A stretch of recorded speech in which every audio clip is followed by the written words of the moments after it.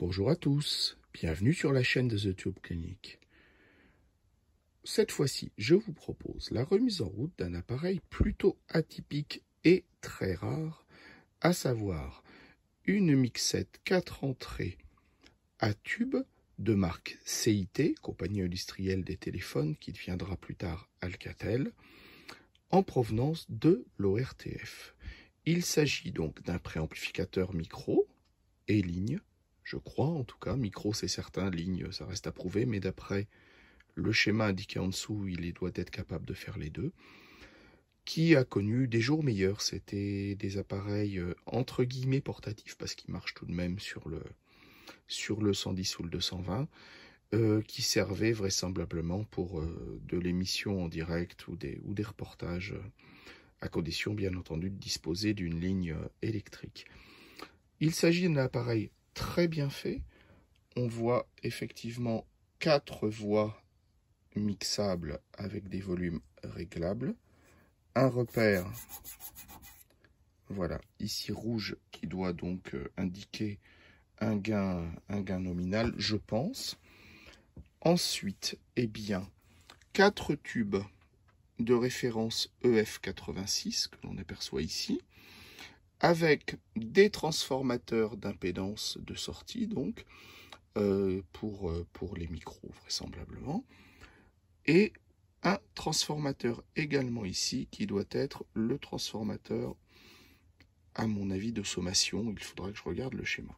Ce qu'il va nous occuper pour le moment, c'est cette alimentation, où l'on aperçoit un transformateur capable de faire du 220 et du 110, et on aperçoit surtout, voilà, cette rangée de condensateurs de marque Micro, qui sont des 32 micros 450 volts, et qui par expérience sont systématiquement cuits, ou du moins ne vont pas tarder à l'être. Enfin, cela, j'ai aucun doute sur le fait qu'ils soient cuits. Alors, sur cette petite mixette, il manque bien entendu le capot. Je ne l'ai pas, c'est comme ça, je l'ai eu comme ça. Je vais essayer de la retourner, c'est lourd, je vais tout de même, voilà, essayer de la retourner pour vous montrer. Voilà, toute la connectique professionnelle, à savoir la prise secteur, les sorties avec prise Socapex ORTF classique, les 4 entrées, voilà, et donc admirer cette magnifique réalisation. On est vraiment sur quelque chose d'extrêmement professionnel. Et donc voilà, la plaque d'identification est sur le côté, donc CIT, compagnie industrielle des téléphones, qui était rue de l'Ingénieur Keller à Paris. Et donc le type, c'est un, alors voyons voir, 9A0202, et c'est le numéro 7. Autant dire que l'appareil, oups, pardon, si je le casse, ça va pas le faire, n'est pas très courant. Je vous laisse également, en même temps, découvrir ces magnifiques commutateurs.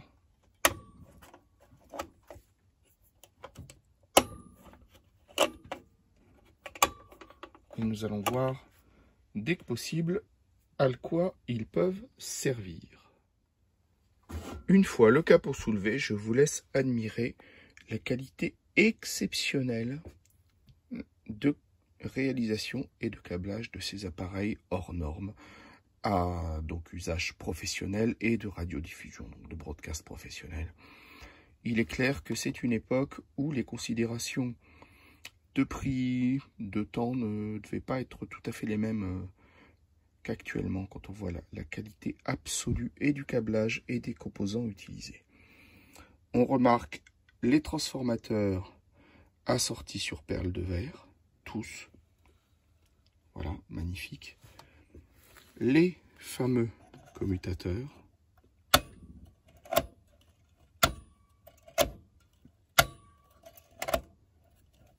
Voilà, que vous voyez là-bas, sur la droite, ici.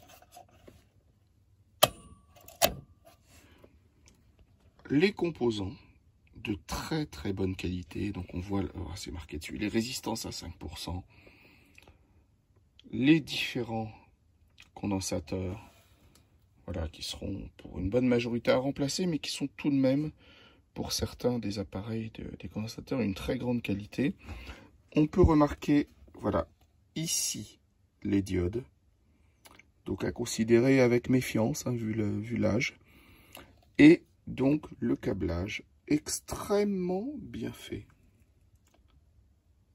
des supports de tube. Et on voit ce très très beau filament en jaune torsadé qui est d'une qualité absolue, il faut bien reconnaître. Comme beaucoup d'appareils professionnels de l'ORTF, une fois la plaque de dessous retirée, on découvre le schéma, que voici un peu laborieux, voilà. Avec la référence ORTF, hein, ça devient un mélangeur à 4 entrées SE5A36, et où tout est indiqué. À savoir, le câblage du transfo, le transfo de sortie, que voilà, voilà, et puis toutes les entrées avec le F86, le transfo, donc repéré TME, et chose très intéressante, on aperçoit que les voltages sont indiqués.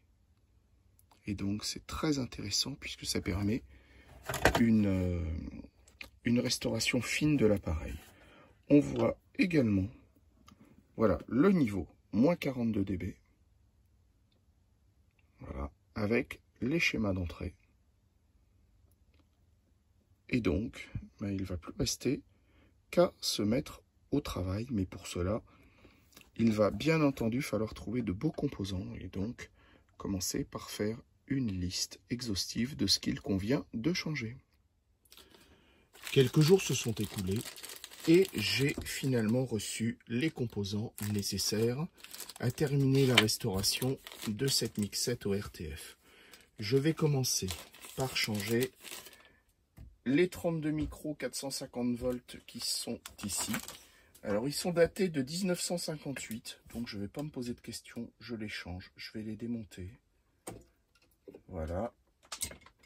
Au passage, je vais retirer le premier. Toutes les masses sont reliées ensemble. Les positifs, en revanche, voilà, sont bien séparés par condensateur. Donc, bien entendu, on va essayer de faire ça le mieux possible. Voilà, alors on va voir également, voilà, que la taille des composants. Voilà, alors voilà, c'est déjà mieux. La taille des composants a grandement varié. Donc, eh bien, il va falloir faire avec. 1957, celui-ci. Voilà. Bon, je vais le passer au capacimètre. De toute façon, je le change. Par expérience, je sais que ce sont des bombes à retardement.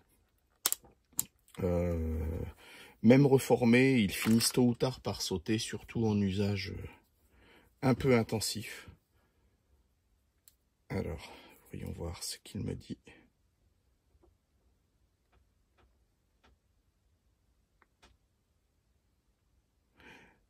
Voilà. Alors, 82 microfarad. Je ne sais pas si vous le voyez. Il fait un peu n'importe quoi, mais quand on le prend plein pot, 82 microfarad. Donc évidemment, pour 32, on a un petit problème. Voilà, donc on ne se pose pas de questions à remplacer. Alors le souci va être bien entendu de faire tenir un petit composant dans une grosse place. Alors on va regarder un peu. Parfois il y a moyen de resserrer, c'est pas gagné à tous les coups, mais il y a parfois, voilà, évidemment une fois sur deux elle casse, bien entendu.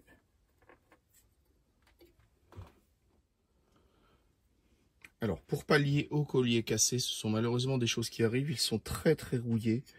Donc, bah, j'ai tenté, effectivement, j'y suis peut-être allé un peu fort. Résultat, ben voilà, le collier a cassé. Alors, je vais remplacer tout simplement, voilà, par un petit collier qui devrait me tenir sans trop de soucis.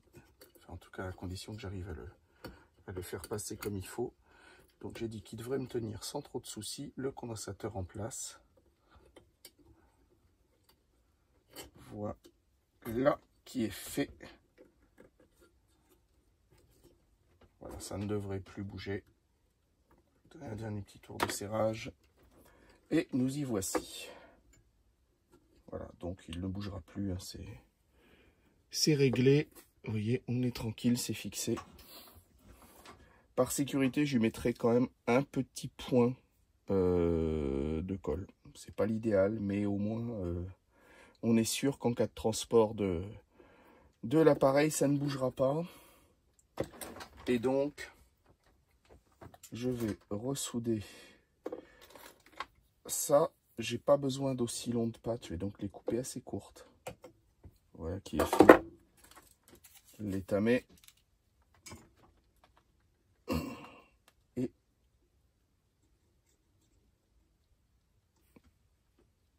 voilà. Ressouder le fil d'origine dessus. Voilà qui est fait. Remettre voilà, la petite protection. La masse va descendre vers les suivants. Et on va passer aux autres maintenant. 1958, la date de celui-ci. Et on va se débrouiller pour éviter de casser la tâche cette fois-ci. Si tant est que. Voilà.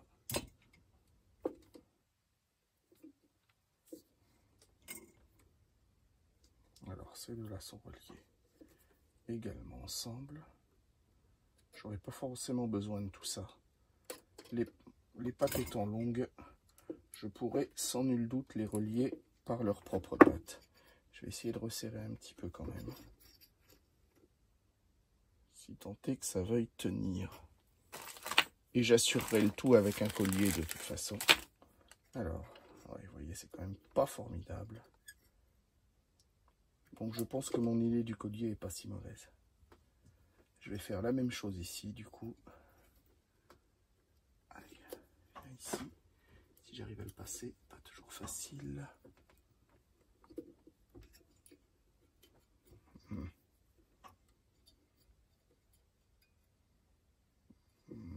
Est-ce que je peux le serrer plus? Je ne pense pas.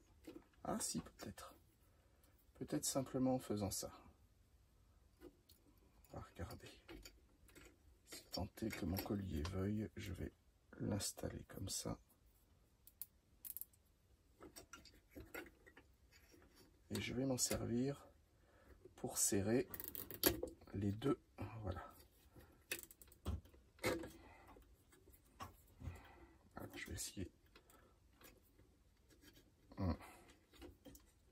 Finalement, mon idée fonctionne quand même suffisamment pour le moment. Mais il faudra effectivement assurer tout ça pour que cela ne bouge plus. Donc, eh bien, même chose ici.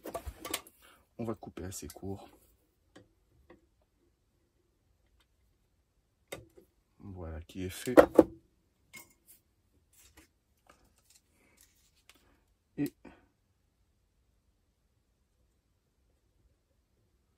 voilà.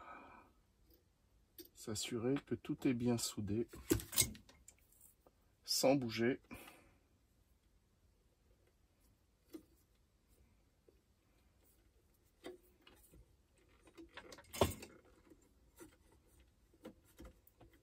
Voilà. Alors un des points évidemment très importants, l'appareil étant appelé éventuellement à être transporté, ce sera que tout ce petit monde-là ne puisse absolument plus sortir de ses logements. Ou coulisser, faire des faux contacts à la masse ou des courts-circuits éventuels. Comme cela. Oui, je vous montre. Ça a beau être serré, bah évidemment, on est un peu court. Voilà, alors celui-ci, je vais le descendre là. Voilà, tout étant relié à la masse. Celui-ci, je vais le descendre ici. Voilà. je vais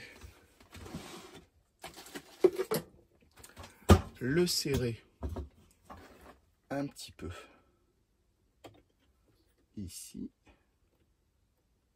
Voilà. Étamer tout ce petit monde là et m'assurer, voilà, que tout soit bien en place.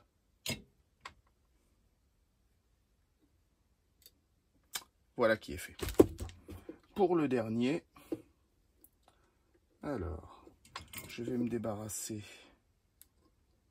de l'ancien fil de masse commune. Je vais récupérer mon positif ici.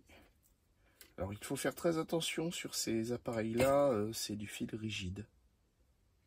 Donc vu qu'il est ancien, c'est vite cassé, hein, soyons honnêtes. Il faut faire donc très attention quand on ressaute quelque chose, à ce que tout soit bien en place. Je vais reprendre un condensateur, le dernier. Je vais essayer, si je peux, de resserrer cela autant que faire se peut. Je vais utiliser le même principe. Voilà, pour resserrer les... Voilà.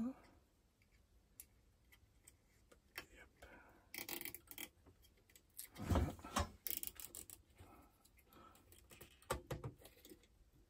Et voilà. Un ensemble bien serré. Je vais descendre celui-ci à son tour vers mon condensateur. Voilà.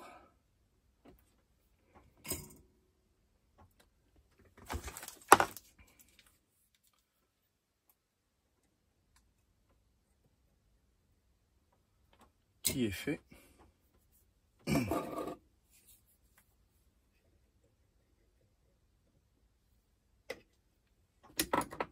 Je vais ainsi pouvoir relier le fil de masse commune ici également.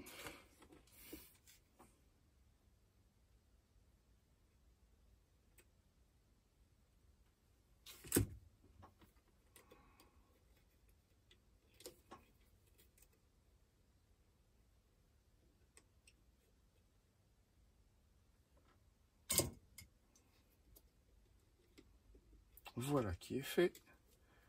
Pour le dernier fil, le dernier positif, je vais faire exactement de la même façon que pour les autres, à savoir quelque chose d'assez court. Et je vais avoir mes 3 condensateurs de filtrage d'alimentation. Voilà, remis à neuf et en bon ordre.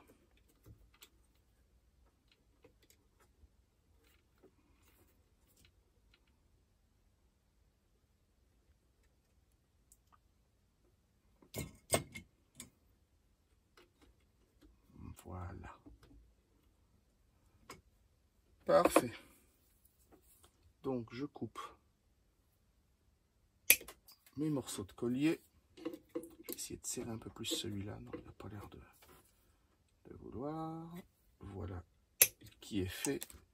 Et le dernier, je vais voir si je peux le resserrer un petit peu. Non. Voilà qui est fait.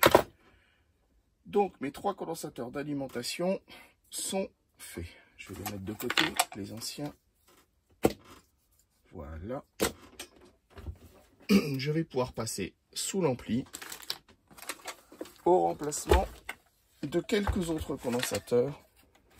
Comme vous pouvez le constater, c'est plutôt très joliment fait. Donc je pars d'un principe que la majorité des pièces vont être encore bonnes. Et je vais essayer de faire ça. Alors le plus simple pour moi, c'est de faire comme ça, mais évidemment, c'est pas très visible. Cependant, voilà, je vais donc souder ici. Je vais défaire les condensateurs. Alors ceux-là sont datés 1957. Voilà, je vais...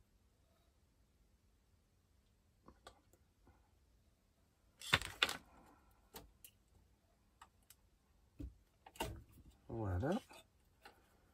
négatif, positif. Bien entendu, des condensateurs polarisés, donc on ne répétera jamais assez l'importance de faire très attention à la polarité. Voilà, alors, on aperçoit quand même un petit peu, je pense, un début de condensateur qui a un poil coulé quand même. Hein. Bon. C'est pareil, vraisemblablement, il devrait être possible pour la majorité de ces condensateurs-ci de les reformer. Cependant, pour un usage, on va dire, quotidien et intensif, ce qui est un peu ce qui risque d'être le lot de cette mixette une fois qu'elle aura repris du service, je pense que c'est quand même plus prudent de faire bien attention à mettre des composants neufs sur les parties vitales, on va dire. Alors, je vais couder le condensateur ici. Hop. Alors là, si je fais ça, ça veut dire qu'il faut que je le mette ici. Voilà, on va remettre ça bien droit. Voilà, tant qu'à faire, autant faire des choses relativement propres. On est bon.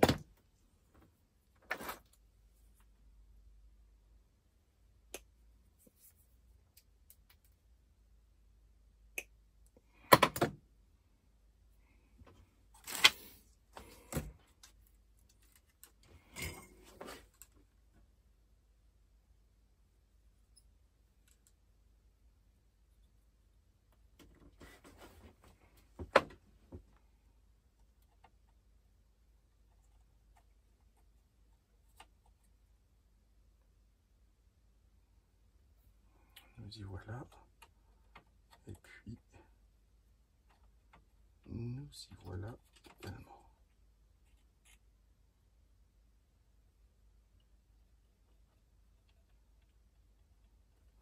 Et de 1. On va passer au suivant.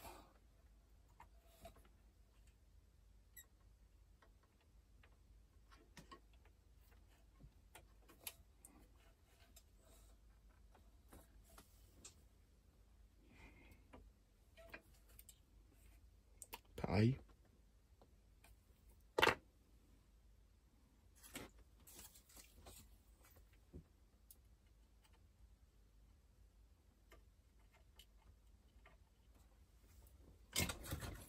Pour avoir déjà fait pas mal de matériel au RTF, en général, ces grosses résistances blanches qu'on voit ici, un peu partout d'ailleurs dans le schéma, c'est des résistances de précision, alors très souvent des 5% pour l'époque. Et finalement, sauf avoir pris très très chaud, en principe, elles sont plutôt de bonne qualité et varient peu. Donc pour la remise en route, je vais leur faire confiance. En cas de disparité de tension, de voltage ou de choses comme ça, bien entendu, je les vérifierai et je changerai si besoin est. Mais pour la remise en route première, je vais leur faire confiance.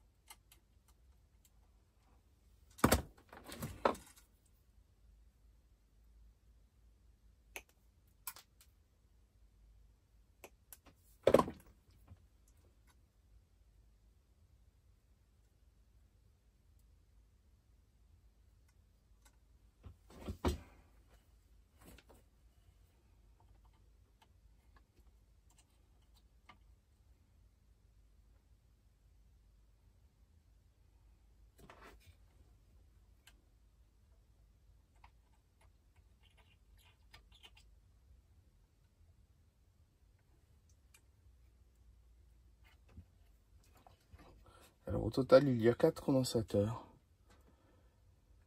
que je vais donc remplacer.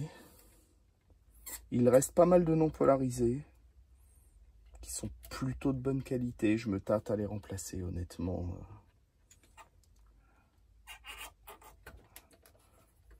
Je vais peut-être les mesurer quand même un peu. Mais bon, pour la remise en route, le changement des condensateurs chimiques va déjà assurer la sécurité de la remise en route et de la machine, de façon à ne pas avoir de problème de court-circuit au redémarrage. Je vérifierai bien entendu les diodes également qui sont qui sont ici, là, vous les voyez, vous les apercevez, là, les grosses diodes grises. C'est pareil, qui sont sujettes à caution. Je vais regarder ça aussi, par sécurité également. Alors, voyons ce qu'on a là.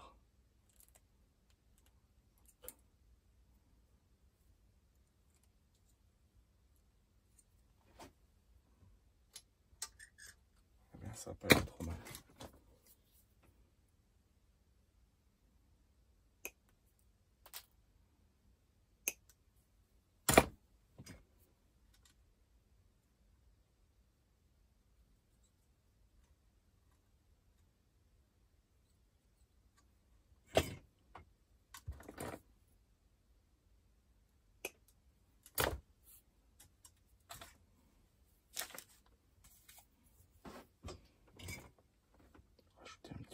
Ici. Ça me paraît quelque peu suspect à nous dire.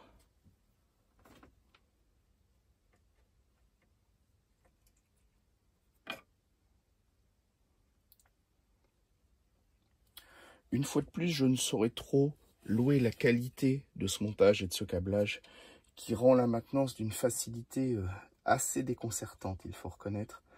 Là, on est quand même en train d'intervenir sur un appareil qui a, moi, je dirais aisément, est-ce qu'il y a une date de marché dessus? Voyons, voyons.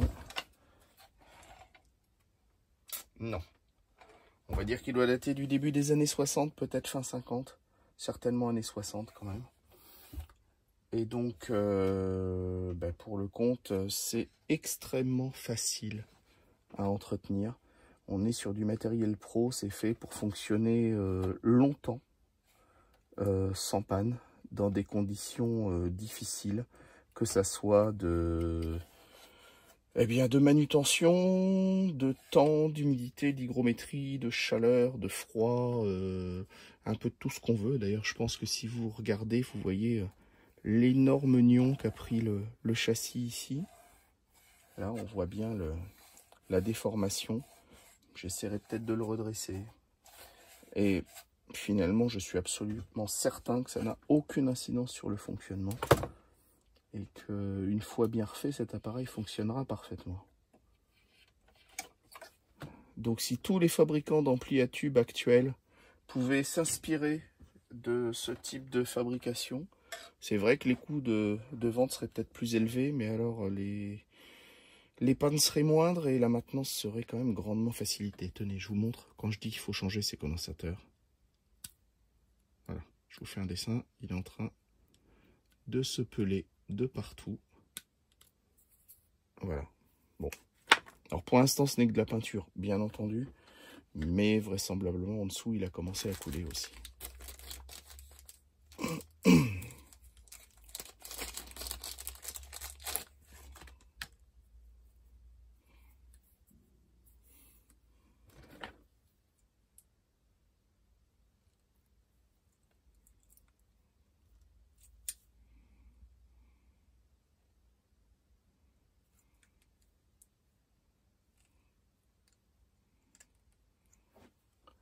Alors, ils sont nous, tout à fait, parfait.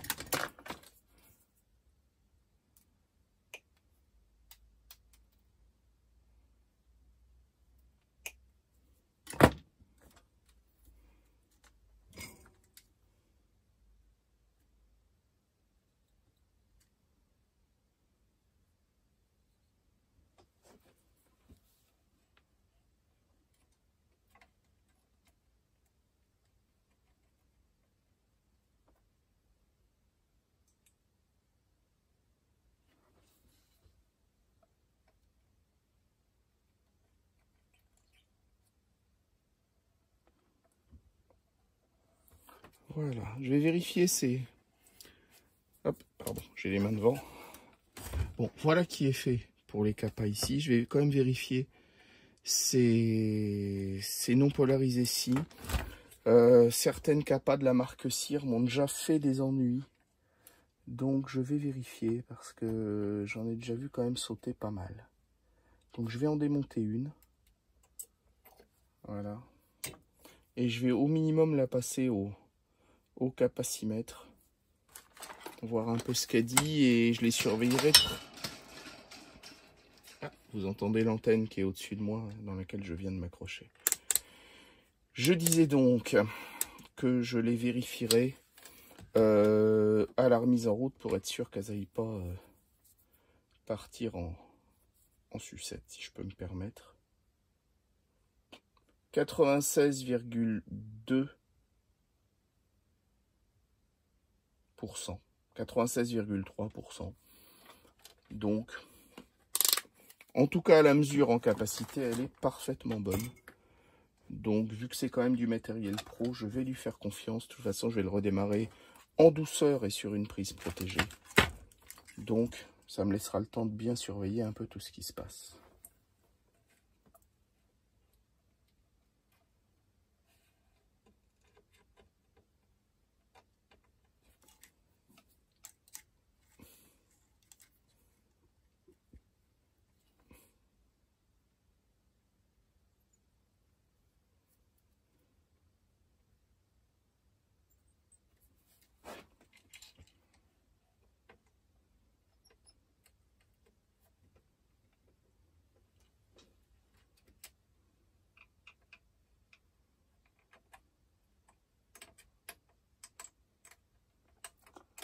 Voilà.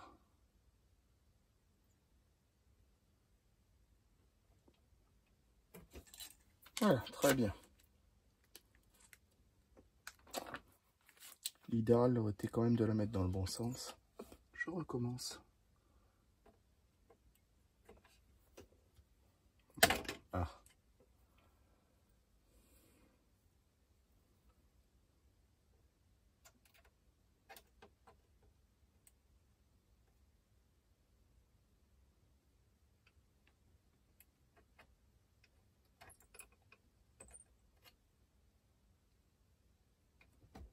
Voilà qui est fait.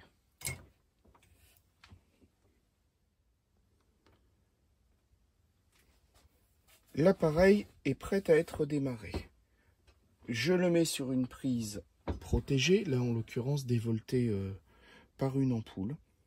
J'ai vérifié le câblage du transformateur en 220, la qualité diffusible, donc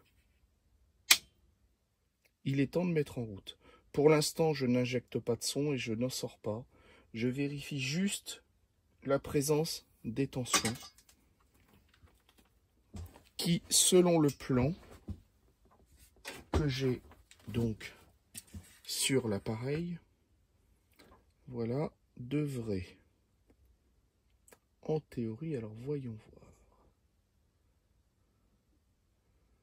260 volts sur les condos rouges, et je cherche mes C2, ce sont eux qui m'intéressent. Où sont-ils?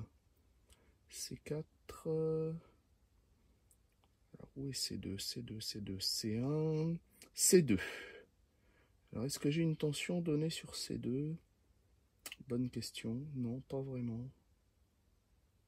C2, 100K, je devrais avoir à la louche, vu qu'il y a 260 volts sur les autres, sensiblement 200, 210, peut-être un peu plus, selon la consommation des tubes. Donc je vais vérifier, je pose le schéma derrière, voilà, de façon à ce qu'il soit lisible. Et je vérifie ma tension, je vérifie que mes diodes ne chauffent pas, en l'occurrence non.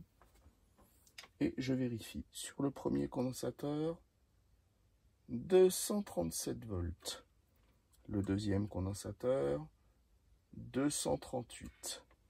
Troisième condensateur, 240, 239. Donc tout ce petit monde-là se tient dans quelques volts. A priori, c'est plutôt bon signe. Je vais regarder également. Alors, je vais me mettre à la masse. C'est une masse châssis, a priori. Je vais me mettre à la masse tout simplement sur un des condensateurs. Je vais regarder où en sont les capas. 108.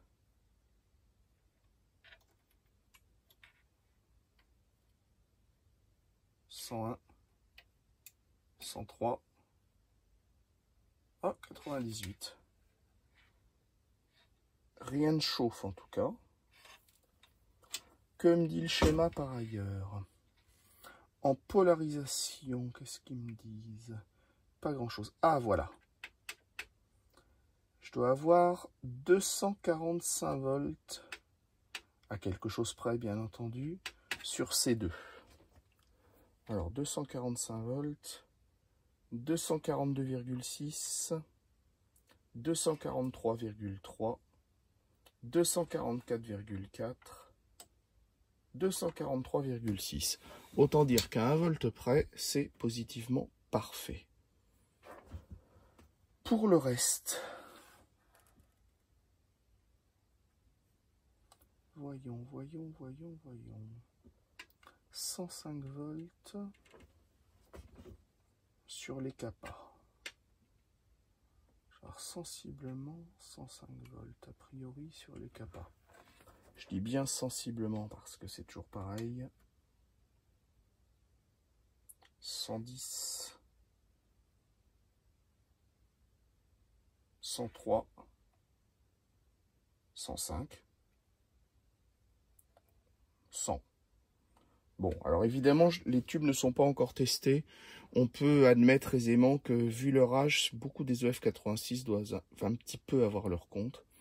Donc, en mettant des tubes neufs, je pense que ça ne devrait pas être si mal. Donc, ce qui serait intéressant maintenant, ça va être d'injecter un signal dans tout ce petit monde-là. Alors, je vais essayer de repérer la sortie, qui est là. Voilà, j'ai des prises que j'ai dans mon stock qui permettent de brancher ce genre de choses. Mais je vais peut-être plutôt lui brancher quelque chose en entrée. Et je vais voir comment faire fonctionner tout ce monde-là. Il va être temps de tester en audio cet appareil. Alors, je vous précise, toutes les entrées sur ces appareils-là sont symétriques et sont atténuées très bas. On est d'accord que c'est un niveau RTF, donc c'est moins 42 dB. Mine de rien, c'est pas beaucoup. Et donc, j'ai désymétrisé une entrée et une sortie pour faire les tests.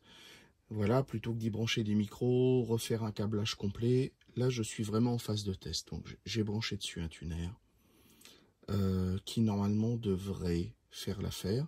Et je vais me servir et je vais en profiter pour vous présenter un appareil, moi, que j'aime beaucoup et qui est quand même très pratique quand on a besoin de faire des tests un peu comme ça à la volée. Voilà, je vous l'approche. Voilà, évidemment, il est trop gros. C'est un signal traceur. Bon, là, il s'agit d'un modèle des années 60 de chez Iskit. Donc, c'est un appareil qui est constitué d'une sonde que vous voyez ici, qui permet de tester de l'audio ou des signaux plus sensibles, et constitué d'un petit amplificateur de différents réglages et qui permet sans danger d'injecter via la sonde un signal audio jusqu'au haut-parleur, j'allume l'appareil, situé dans l'appareil, et de vérifier la continuité d'un signal. Donc c'est très pratique. En l'occurrence, je vais me charger du test de cet appareil, de cette mixette au RTF, donc avec ce signal traceur qui est quand même fort pratique. Et je vais vous montrer ça. Alors, évidemment, c'est un vieux modèle, ça souffle, ça ronflouille un peu, mais c'est pas très grave. Voilà, on l'entend bien. Alors, je vais vérifier auparavant que ma petite mixette est bien allumée. Oui, c'est le cas.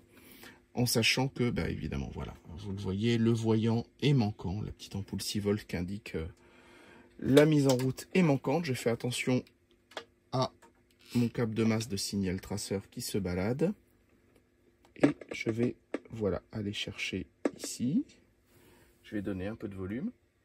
Et je vais voir ce que dit l'appareil.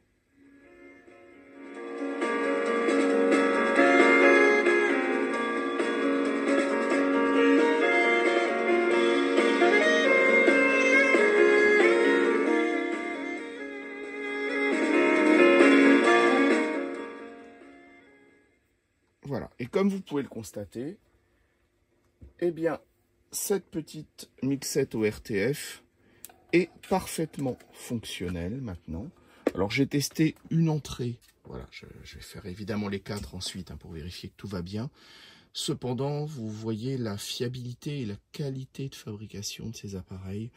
On change quelques condensateurs et la voilà repartie pour les 50 prochaines années, enfin du moins le temps que les pièces présentes tiennent le choc, certainement longtemps, puisque c'est déjà le cas. Voilà, bah, j'espère que vous avez apprécié, que vous êtes amusé autant que moi à refaire cette bizarrerie témoin d'un passé glorieux hein, pour nous, pour l'ORTF, de l'ingénierie française authentique, bien faite avec soin, extrêmement bien finie, et d'une robustesse ahurissante, comme vous pouvez le constater, puisque voilà, la voilà prête à reprendre du service. Je vais voilà, dessouder avant de faire une sottise la masse du signal traceur. Je vais vous montrer une dernière fois. Voilà. Vous voyez la qualité de ce circuit. Et bien en fait, voilà, c'est que ça fonctionne tout de suite.